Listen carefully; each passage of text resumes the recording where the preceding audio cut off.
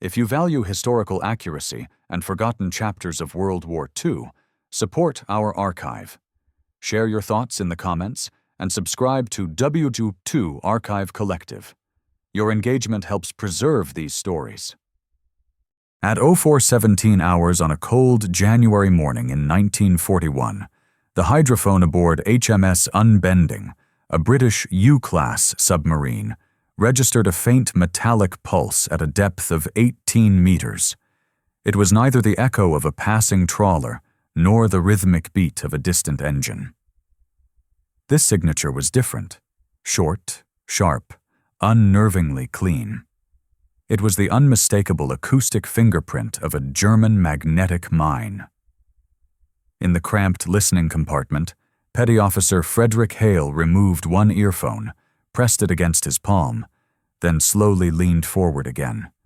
He adjusted the gain knob a fraction, no more than a millimeter. The pulse repeated. Identical strength, identical timing. Not driftwood, not debris, a fixed object. Behind him, the commanding officer, Lieutenant Arthur Langford, stood silently. He didn't ask for a report. He simply watched the needle on the hydrophone dial quiver at the exact moment Hale tightened his jaw. That told him more than words. For the last 3 months, German forces had been tightening a new line of magnetic mines along the shipping lanes east of the Humber. These mines, suspended at calibrated depths, had already sunk 4 merchant vessels and forced the Royal Navy to reroute entire convoys. Intelligence suspected the Germans were using a newer series of magnetic fuse mines, possibly the LMB or TMC variants, but no one could confirm their positioning. Surface minesweepers had failed twice. 2 auxiliary trawlers had been damaged. The Admiralty needed precise data. And so HMS Unbending had been sent.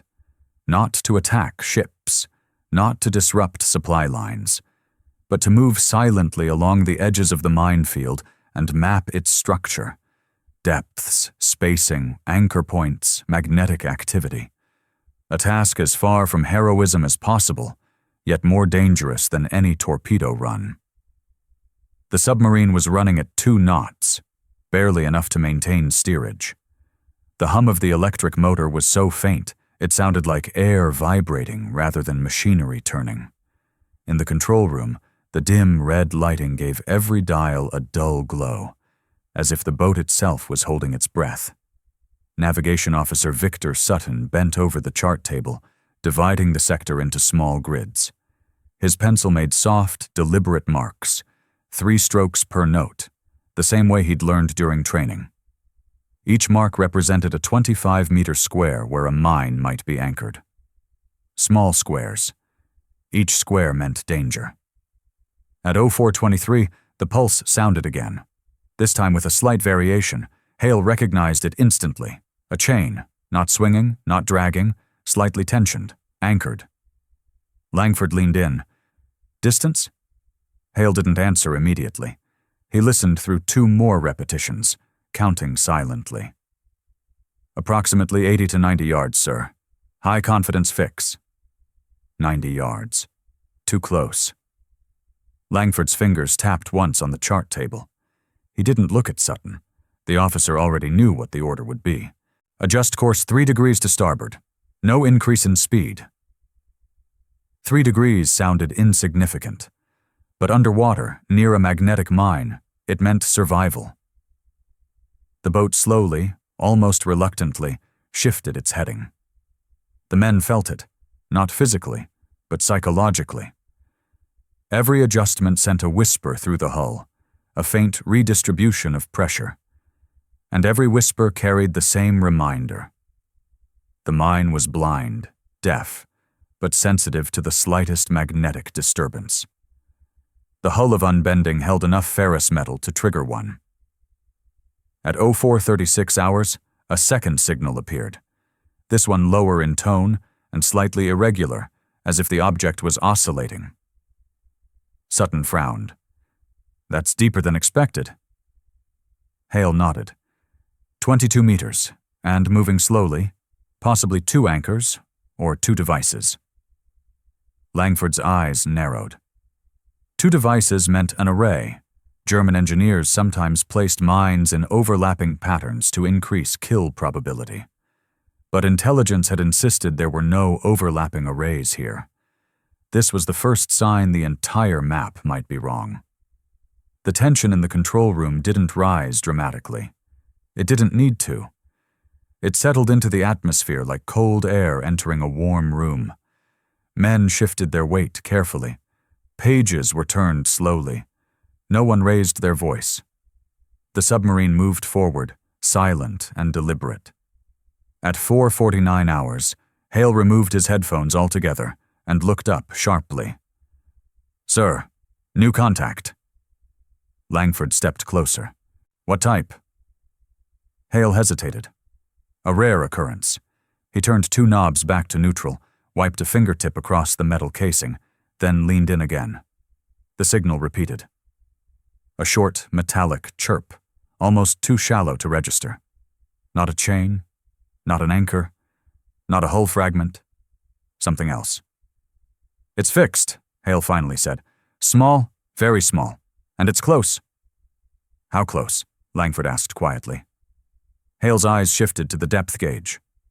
40 yards, maybe less. In a submarine, 40 yards is nothing. It is a single breath of water, a single roll of the boat, a miscalculated pitch, a silent death. Sutton marked the spot on the chart, his pencil leaving a faint, circular indentation on the paper. He spoke without turning his head. "Sir, that puts it inside the predicted safe corridor." Safe corridor. A theoretical zone drawn by men behind desks far from the North Sea. A prediction now proven wrong. Langford looked at the chart table for a long moment. He didn't sigh. He didn't curse. He simply exhaled once through his nose and gave the only order possible. "Maintain course. No speed change. All stations. Monitor." The control room returned to its low hum. The boat continued forward. Every man listened to the hull, waiting for any change in resonance, any subtle shift in tone, any tremor that might reveal proximity to metal suspended in the dark. At 05:02 hours, Hale placed his headphones on the table and straightened his posture. He turned slowly toward the commanding officer. "Sir, I'm detecting more than one." Langford stepped closer. "How many?" Hale listened again. His answer came faintly. "At least 3. 3 mines. Inside the corridor. Undocumented. Uncharted. The safe route was not safe at all." Langford stared at the chart. At the narrow passage the Admiralty had insisted was clear. He drew one small line through the center of the corridor. A correction. A warning. The hydrophone pulsed again, and the crew of HMS Unbending realized they were no longer skirting the edge of the field. They were inside it. At 05:09 hours, HMS Unbending adjusted its trim by half a degree. The shift was nearly imperceptible, just enough to counter a slight starboard list that had developed during the last course correction. Inside the boat, the adjustment felt like a slow, delicate leveling, as though the sea itself were testing the submarine's balance. The crew remained silent, not by order, but by instinct. A submarine inside a minefield becomes something different. Less a vessel, more a metal lung holding one shared breath. The light in the control room stayed dim, casting a dull red reflection across the brass-rimmed gauges. The electric motor hummed at the same near-audible frequency, creating a faint vibration underfoot. Every man aboard now understood that vibration could be misinterpreted by a magnetic fuse. Every footfall mattered. Every movement carried weight. At the hydrophone station, Petty Officer Hale leaned in again, adjusting the filters. The 3 contacts he had detected earlier were now forming a clearer pattern. 2 on the starboard bow, 1 further to port, each at slightly different depths. Not random placement. A design. Lieutenant Langford's eyes followed the pencil marks as Sutton updated the chart. 3 mines forming an uneven arc ahead of them. The Germans were not simply blocking a passage. They were shaping the current itself, guiding vessels into a predictable kill zone. The Admiralty had no record of such a configuration. At 05:16 hours, a subtle metallic quiver resonated through the hull. It wasn't loud, barely more than the echo of something flexing against water pressure. The men paused. No one spoke. Hale listened intently, then shifted one dial by a fraction. "There's movement," he said. "Something's oscillating at depth." Langford stepped to his side. "Chain?" "No, sir. Too uniform. Could be a buoy, or secondary tethering." Secondary tethering meant the mine was stabilized against vertical drift. This type required precise installation, skilled hands, engineers, not sailors. Sutton drew another symbol on the chart, this one marked with a double circle. "You won't see that on any of our diagrams," he muttered quietly. The submarine crept forward at 2 knots. Every few minutes, Hale would record the timing of the pulses, adjusting for the boat's position. Langford would check the trim. Sutton would add another calculated square to the map. The routine was slow, absolute, and methodical.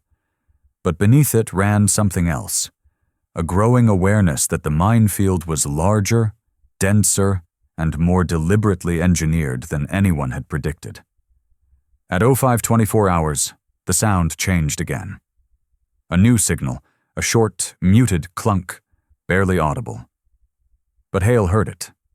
He froze, then turned the dial further left, isolating the anomaly.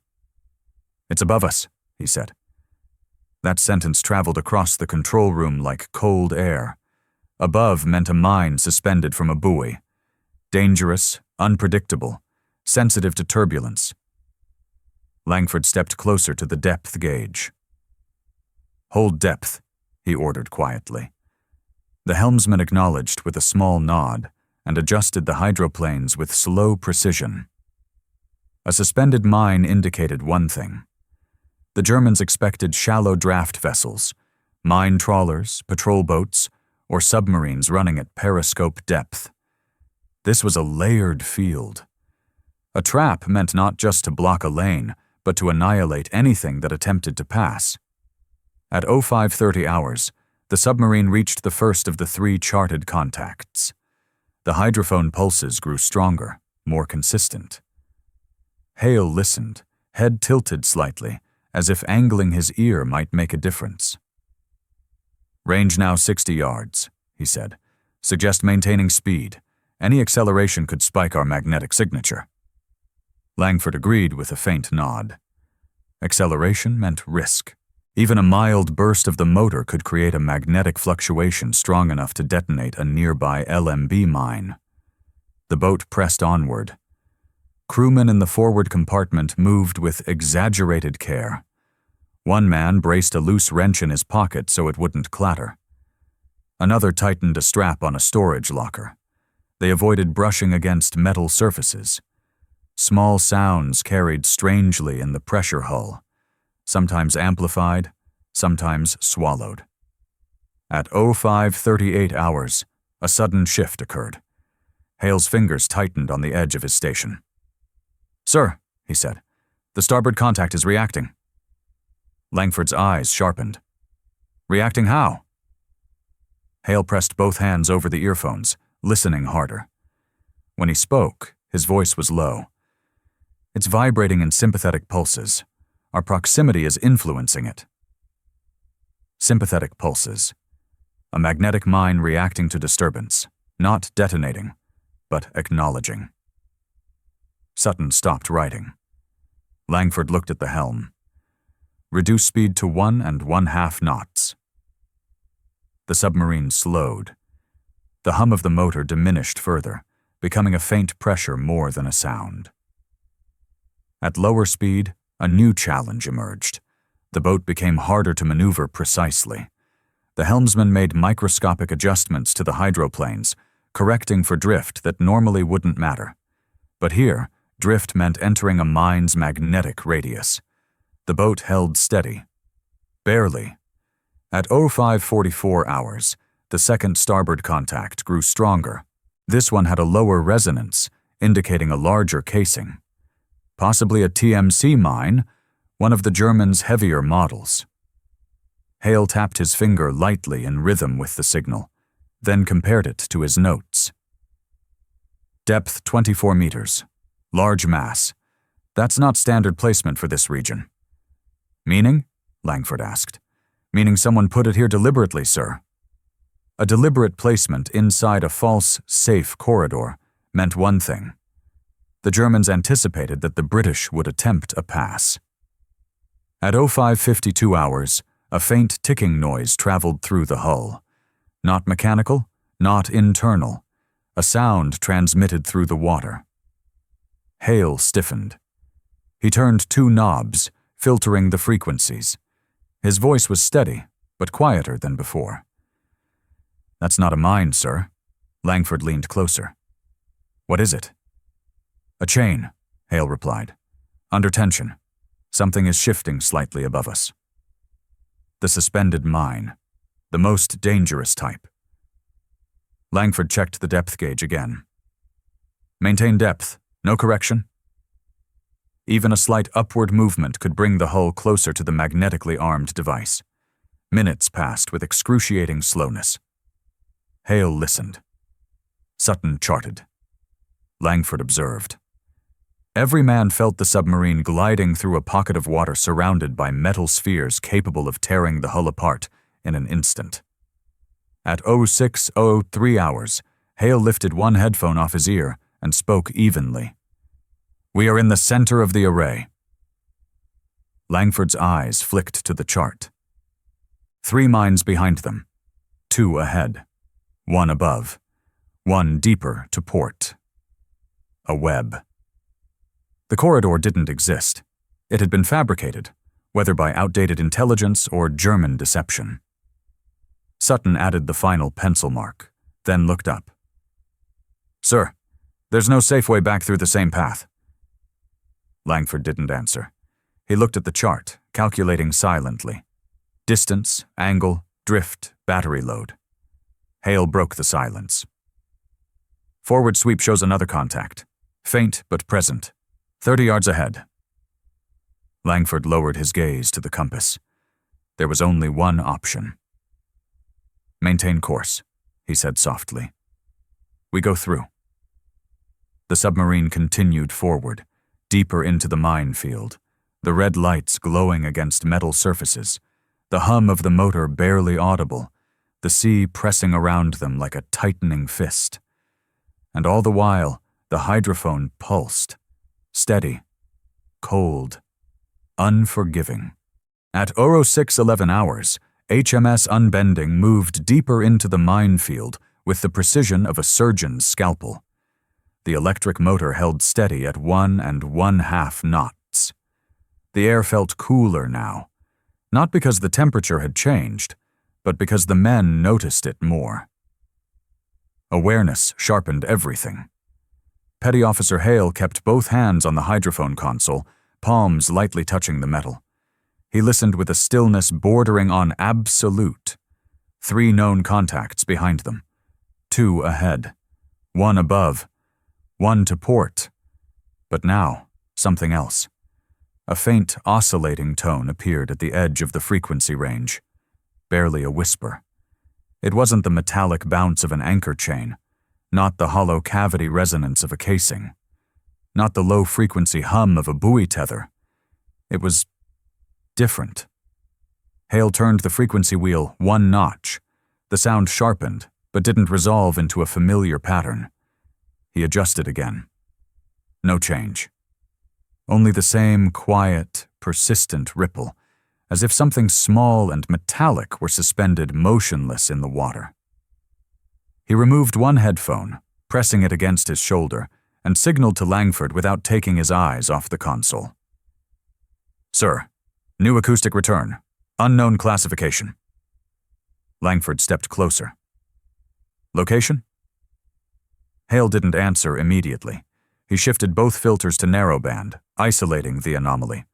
The boat's low hum filled the silence behind him. Bearing 085. Depth? Hale paused. Not fixed, sir. Somewhere between 19 and 20 meters. Size? Langford asked. Hale's answer came slowly. Minimal. Smaller than an anchor weight. Too small for a casing. Sutton looked up from his chart. Could be debris, he said. Hale shook his head once. It's emitting a repeatable return. Debris doesn't do that. Langford leaned over the chart table. Mark it. Unknown object. High priority. Sutton carefully added a small, triangular mark, something he rarely used, reserved only for unclassified hazards. At 06:16 hours, the signal intensified slightly. Not enough to indicate movement, but enough to suggest proximity. The object was close. Close enough to matter. Langford exhaled once, very quietly. Bring us to 1 1/4 knots. Maintain heading.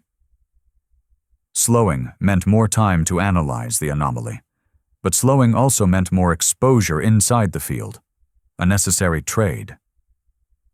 The submarine adjusted speed. The hum softened. The men felt the change instantly. Lower speed meant less control. The hydroplanes became more sensitive. Drift increased. Every correction had to be exact. At 6:19 hours, the anomaly pulsed again, sharper this time. Hale straightened. Sir, it's reacting. Sutton's pencil froze above the chart. Langford didn't look away from the depth gauge. In what way? He asked. Hale listened through 2 more cycles. Then he turned off the wideband filter entirely, isolating the pure signal. It's reflecting our noise, very faintly, suggesting a hollow cavity or a thin metal frame. Sutton frowned. No British or German naval mine has that structure. Not documented, Hale corrected. It might be something new. That possibility shifted the atmosphere inside the control room. Not panic. These men didn't panic, but a precise, tightening focus. If the object was experimental, its trigger mechanism might differ from known designs. Different triggers meant unpredictable radius. Unpredictable radius meant danger beyond calculation. Langford examined the chart again, 3 mines behind them forming an arc, 2 ahead, 1 above. And now, this, a threat with no known signature. He made the decision quietly, with no hesitation. Bring us 5 meters shallower, very slowly, no change to speed. The helmsman adjusted the hydroplanes in micro movements, barely shifting the pitch. The needle on the depth gauge crept upward, 33 meters, 32, 31.5. At 06:24 hours, the anomaly pulsed again, stronger. Hale reacted instantly. Stop depth change. Hold depth. The order repeated through the control room, even though everyone had already realized the situation. The mine, if it was a mine, was responding specifically to vertical movement. Langford folded his hands behind his back. Analysis? Hale's voice was quieter than before. It's arranged in proximity to a larger mass. I think this is auxiliary, a secondary device. Sutton looked up sharply. A 2-stage mine? Hale nodded. Possibly. A trigger unit. Something small that monitors magnetic disturbance, which then arms the main charge. The spacing matches that logic. The room fell still. Trigger mines were rare. Trigger mines inside a narrow corridor were unheard of. Trigger mines paired with deeper charges meant the Germans were sealing the field from every angle. Langford studied Hale's notes. How far? 28 to 30 yards. Sutton closed his eyes briefly, calculating instinctively. That puts it directly ahead of our projected path. Langford didn't react outwardly. His voice remained steady. Helm. Adjust course 1 degree to port. Very gently. 1 degree. Barely a shift, but enough to avoid a direct approach. At this reduced speed, the course change happened slowly, like a drifting leaf turning in still air. At 06:29 hours, Hale pressed the headphones tightly to his ears. Stand by. The signal changed again. A faint echo, almost like a second pattern layered beneath the first. Hale froze. There are 2, he whispered. Not 1. Sutton's pencil dropped onto the chart. 2 auxiliary devices, he said. Side by side? No, Hale said. Offset. 1 low, 1 slightly higher, like... He cut himself off. He didn't need to finish. Langford finished it for him. A triangular array. Silence. Triangular arrays were not documented in British intelligence. They required deliberate spacing, measured depth, mechanical calibration. This wasn't improvisation. It wasn't deployment by sailors on a small boat. It was engineering. Hale examined the pattern a third time, verifying pulse repetition and resonance. It matches nothing we've seen before, he said. Sutton looked at the chart and drew 3 tiny shapes, 2 dots, and 1 below them. This is a controlled field, he said. Someone designed it with intention. Langford watched the faint movement of the compass as the submarine continued through the narrow channel of water between the unknown devices. Proceed, he said quietly. Inside the hull, there was no reaction, no visible fear, no dramatic tension. Only the cold realization that Unbending was not simply passing through a minefield. It was passing through a prototype. At 06:37 hours, the hydrophone pulsed once more, strong, clear, centered. Hale didn't speak. He didn't need to. They were moving toward something larger. Sutton lifted his pencil and hovered above the chart, waiting. Langford stood motionless, eyes fixed on the compass. The submarine held course. And for the first time, the path ahead contained something no British vessel had ever documented. At 06:41 hours, HMS Unbending entered the narrowest section of the minefield. There was no margin left, not inches, not degrees. Only the slow, methodical movement of a steel hull threading through a geometry of explosives suspended in black water. The electric motor held at 1 1/4 knots. Any slower, and the boat risked losing control of its trim. Any faster, and the magnetic fluctuation could arm one of the experimental trigger units the Germans had placed in the field. Lieutenant Langford kept his eyes on the compass, barely blinking. The card swung in a steady arc, predictable, controlled. The slightest irregular turn would mean drift. In the hydrophone compartment, Petty Officer Hale listened with both hands anchored lightly against the console. He was no longer filtering for individual minds. He was mapping the entire acoustic environment, depth, spacing, echo delay, metallic mass distribution. He listened not just to objects, but to the shape of the water. At 06:48 hours, a new pattern emerged, a steady, rhythmic return. Not a small auxiliary trigger, not a suspended buoy, not a chain. This was something larger. Hale adjusted the lower filter and narrowed the sweep angle. The signal sharpened, then stabilized. A hollow resonance, thicker, deeper. He turned to Langford. Sir, that's a main charge unit. Something in the SMA class or heavier. Sutton looked up from the chart instantly. Position? Bearing 083. Depth approximately 27 meters. High mass. Likely the centerpiece of the array. The centerpiece, meaning the smaller unclassified devices they'd passed were not random at all. They were sensors, positioned to protect a major charge. Langford leaned over the chart table. Distance? 35 yards. Reducing. 35 yards was nothing. A single swell, A single miscalculated pitch. Sutton made a small notation on the chart, his handwriting slower than usual.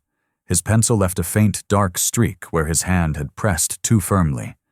At 06:53 hours, the hull resonance changed. A low vibration passed through the submarine, a subtle shudder, not caused by machinery. This was external, a pressure variation, a change in the density of the surrounding water. Langford didn't move. "Report," he said calmly. Hale listened again. "Sir, the large contact is reacting. Slight modulation in its return. Possibly pressure-sensitive casing." A pressure-sensitive casing meant that proximity alone might be enough to trigger it. The room grew still. No alarm. No raised voices. These men had trained for silence. Langford placed one hand on the railing beside the helm. "Maintain depth. No vertical change. Hold course." The helmsman made a micro-adjustment, a turn so slight it barely registered on the hydroplane indicator. The boat steadied. At 06:57 hours, the second pulse from the large mine arrived, slightly delayed, slightly distorted. Not dangerous, but it told Hale something important. "Sir, there's a structure behind it." Langford looked up. "What structure?" Hale swallowed, then adjusted the narrowband filters again. The return pattern stabilized. "A second mine," he said. "Heavier, at deeper depth, 40 to 42 meters." Sutton closed his eyes for a moment, calculating the implications. "Two-stage detonation," he said quietly. "Primary and secondary."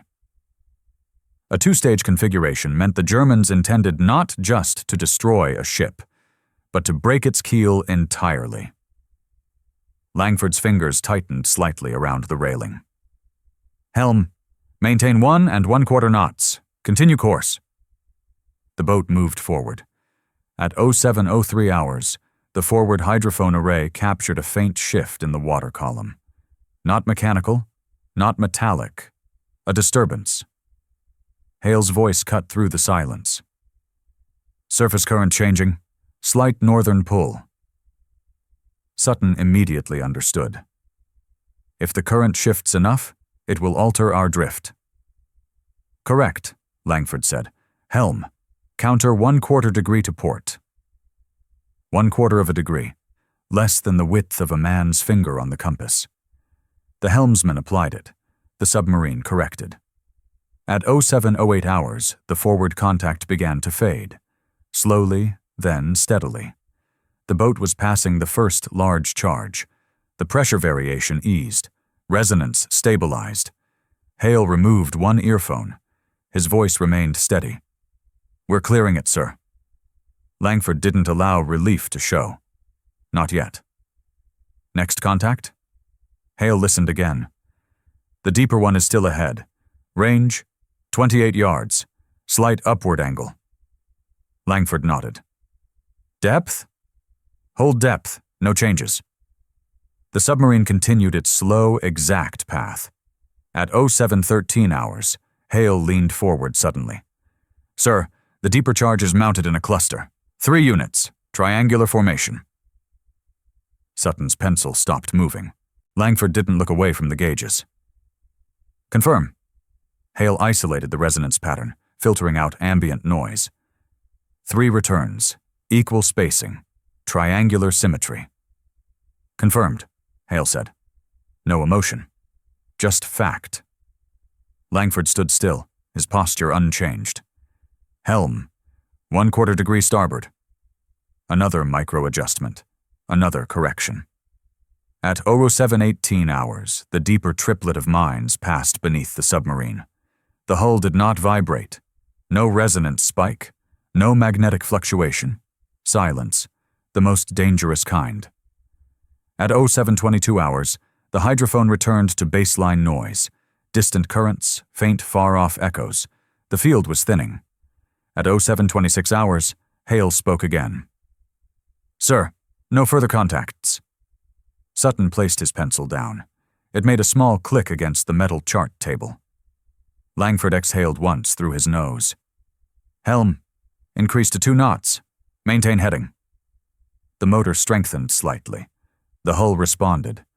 At 0731 hours, the last faint trace of the minefield faded from the hydrophone's range. HMS Unbending was clear. Inside the control room there was no cheer, no celebration, only the quiet return of routine. Sutton folded the chart. Hale logged the final readings. Langford made a single notation in the patrol record. The data gathered that morning, depths, positions, arrays, trigger units, would later allow Royal Navy minesweepers to neutralize the largest German experimental minefield in the northern sector. A minefield designed not to stop ships, but to erase them. Unbending's mission remained classified for years.